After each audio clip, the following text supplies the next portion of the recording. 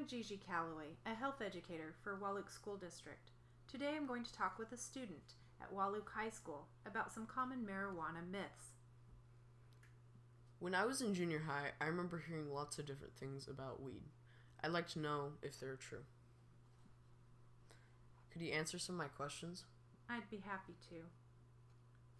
I heard that pot is not very harmful because it's a natural plant. Is pot harmful? The marijuana plant is natural, as opposed to synthetic or man-made drugs. It is a mixture of dried, shredded flowers of the cannabis plant. It has lots of names, like you've already indicated: pot, weed, herb, and grass, which all denote a natural substance. This doesn't mean it's safe. In fact, marijuana has over 500 chemicals in it, but the main mind-altering chemical is called THC. The amount of THC determines the potency or strength of the drug. Can the THC in pot hurt your brain? Yes, marijuana is a psychoactive, which means it changes how the brain works. Since young brains are still developing, it is especially harmful for teens who use anything that mess up these special nerve cells in the body and brain. How does it quite mess up the brain? Great question. THC affects the nerve cells in the part of the brain where memories are formed. This greatly impacts learning, cognitive skills, and other important things in a young person's growth. Marijuana affects self-control and motivation. Both are pretty important to staying healthy and involved in school and other good activities like sports. Is weed less addictive than other drugs? Well, the truth is, not everyone who uses marijuana becomes addicted, but some users do develop a dependence. Most teens in treatment and recovery centers are there because of marijuana. I heard weed is a gateway drug, which leads you to use different kinds of drugs, other kinds.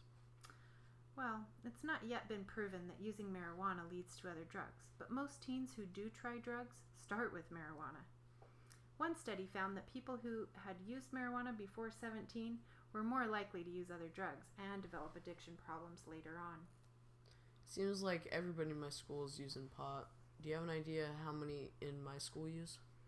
Well, according to the data that I have from the Healthy Youth Survey, most kids in this school are not using marijuana. How can I know if a friend is using marijuana? Well, sometimes it is hard to tell, but here are some warning signs that they might be using. They might seem dizzy or have trouble walking. They could have red, bloodshot eyes and smelly hair or clothes. They could have a hard time remembering things that even just happened. They might be acting silly for no apparent reason. Since it is legal, a lot of kids think that it's okay to use it, or that the cops won't even do anything about it if they're caught. Is it true? Well, no. It is a Class C felony in Washington State if you were caught with it, which means that you could spend 10 years in jail or be fined $10,000.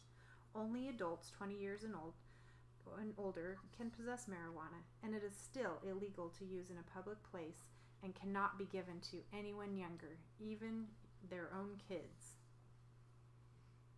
What can I do to help someone who's using marijuana or other kind of drugs? Be a real friend. Encourage them to get help from the school interventionist or counselor. Tell them this line number, 1-866-TEEN-LINK or 866-teenlink.org. I'll tell them just to stay away from it. No one I know makes that kind of money. Besides, that could keep them from going to college, getting a good job, or even having a relationship in life. Most of my friends are in clubs and sports, and they wouldn't want to be kicked out for doing something that dumb. I agree. Well, I think our time is up. Thanks a lot for helping me out and asking me some important questions. Let's do this again next week. All right, and what was the website again? 866-teenlink.org. That's 866-TEENLINK.org.